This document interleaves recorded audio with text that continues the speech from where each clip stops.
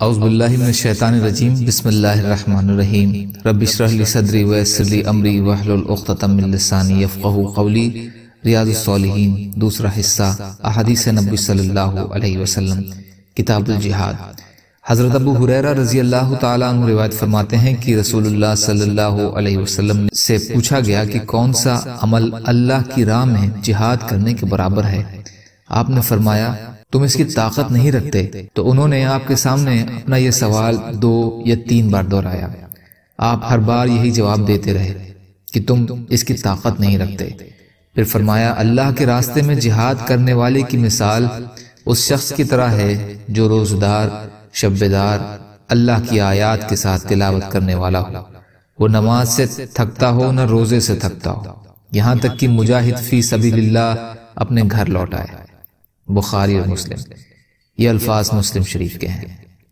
اور بخاری کی روایت میں ہے کہ ایک شخص نے کہا اے اللہ کے رسول صلی اللہ علیہ وسلم مجھے کوئی ایسا عمل بتائیں جو جہاد کے برابر ہو۔ آپ صلی اللہ علیہ وسلم نے فرمایا میں ایسا کوئی عمل نہیں پاتا۔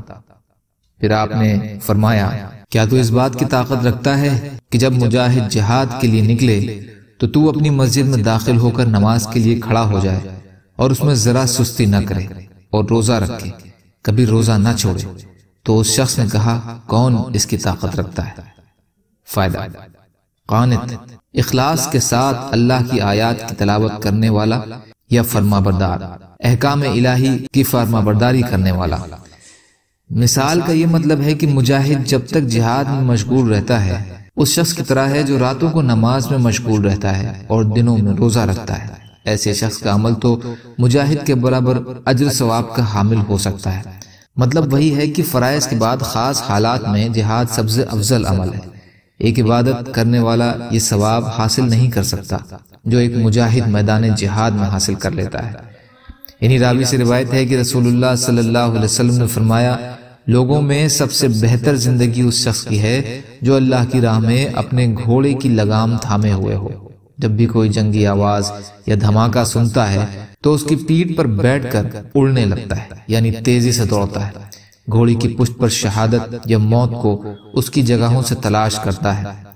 یا وہ آدمی جو کچھ بھیڑ بکریاں لے کر یا ان چوٹیوں میں سے کسی چوٹی یا ان وادیوں میں سے کسی وادی میں جا ٹھہرتا ہے، نماز قائم کرتا ہے، زکوٰۃ ادا کرتا ہے اور اپنے رب کی عبادت کرتا ہے یہاں تک کہ اس کو موت آ جائے، لوگوں سے سوائے بھلائی کے اس کا کوئی تعلق نہ ہو۔ مسلم شریف۔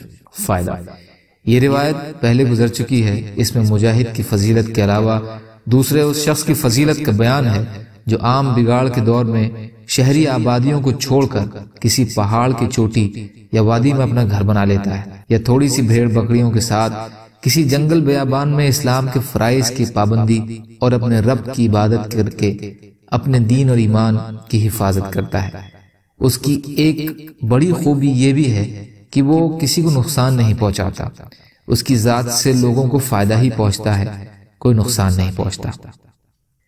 یا اللہ ہم سب کو کہنے سننے سے زیادہ عمل کی توفیق عطا فرمائے۔ یا اللہ رحم کا، کرم کا، عافیت کا، درگزر کا معاملہ فرما دیجئے۔ یا اللہ سچی توبہ کی توفیق عطا فرما دیجئے۔